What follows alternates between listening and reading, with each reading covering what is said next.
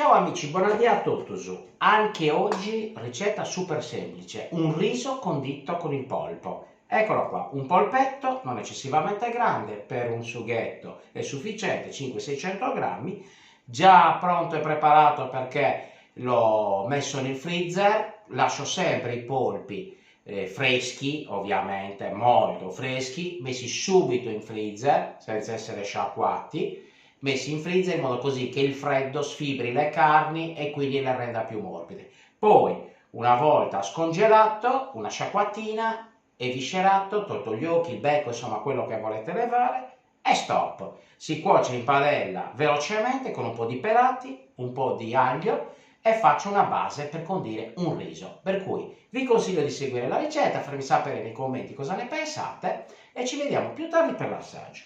Nel mentre io continuo a prepararmi questi due ingredienti, perché come al solito le mie ricette sono molto semplici, quindi non c'è tanto da fare. La semplicità nella cucina di mare è l'ideale. Pochi ingredienti per far esaltare al massimo il sapore dei prodotti di mare, perché è quello che conta. A più tardi. Mi trito un po' di prezzemolo fresco e lo faccio ad una grana media, quindi così è più che sufficiente.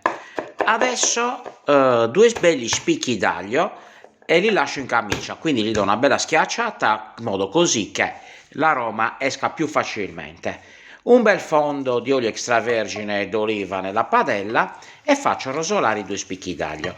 Ecco, diciamo che non lesino nell'olio, quindi penso che un buon olio d'oliva extravergine di quello di qualità, anche se abbondante, sicuramente insaporisce i piatti. Certo, le calorie aumentano, però il piatto sicuramente viene gustoso.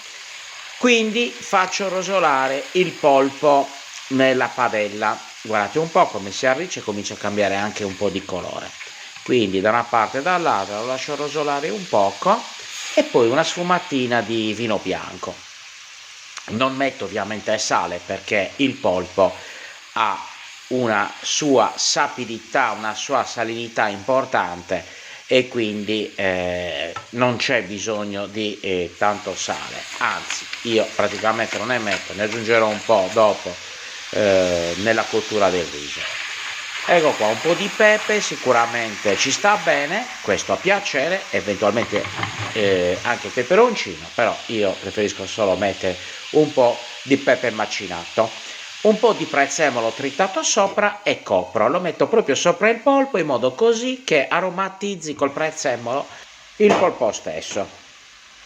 Adesso un'ulteriore girata, quindi pian piano questa è un'operazione che serve per rosolarlo più o meno in tutte le sue parti. Una volta fatto questo procedimento di rosolatura del polpo, metto i pelati e li schiaccio. Ho messo più o meno un barattolo di pelati che è sufficiente per un polpo di 500-600 grammi, in questo caso il polpo era più sui 600 grammi e quindi comunque ci stava, ecco, ci sta un barattolo di pelati è più che sufficiente anche per un polpo di maggiori dimensioni. Quindi schiacciati per bene i pelati, adesso posso levare gli spicchi d'aglio che avevo messo precedentemente. Ecco qua, levati, hanno fatto il loro dovere, hanno aromatizzato sia il polpo che il fondo e porto pian piano a cottura. Consideriamo le cotture, i tempi. Allora, un polpo di 500-600 grammi ha bisogno più o meno di una mezz'oretta di cottura, quindi in questo caso lo faccio cuocere per 15-16 minuti. Ecco qua, guardate un po'. Quindi si è ristretto anche il sugo, non ho aggiunto acqua perché ovviamente i molluschi, il polpo in particolare, molla la sua acqua che è quella che insaporisce il sugo poi per condire eventualmente pasta, riso eccetera. In questo caso farò il risotto.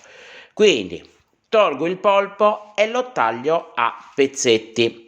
Non è ancora del tutto cotto perché poi lo metterò all'interno del sugo per finire di cuocere assieme al riso. Quindi considerate 15 minuti più altri 16-17 del riso più o meno. Finisco di cuocere il polpo assieme al riso. Ecco qua, butto il riso, nel mentre ho portato nuovamente ad ebollizione il sughetto e adesso porto a cottura il riso per il tempo necessario. Sto usando un originario comune, quindi la cottura più o meno è di 16-17 minuti, aggiungendo di tanto in tanto acqua salata. Ecco qua, e basta. Quindi semplicemente dell'acqua calda insaporita con sale e basta, e quindi rimane integralmente tutto il gusto del polpo. Adesso, una volta finita la cottura, un po' di olio extravergine, un po' di prezzemolo e una saltata per incorporare un po' d'aria. In questo modo aumento la cremosità. Non vi dico gli aromi e i profumi che vengono fuori da questo piatto, perché è, lo dico già adesso, stravanato. Adesso mi preparo il piattino per l'assaggio e poi con un po' di prezzemolo sopra vediamo un po' che succede. Ecco qua, il piatto è finito, adesso assaggio.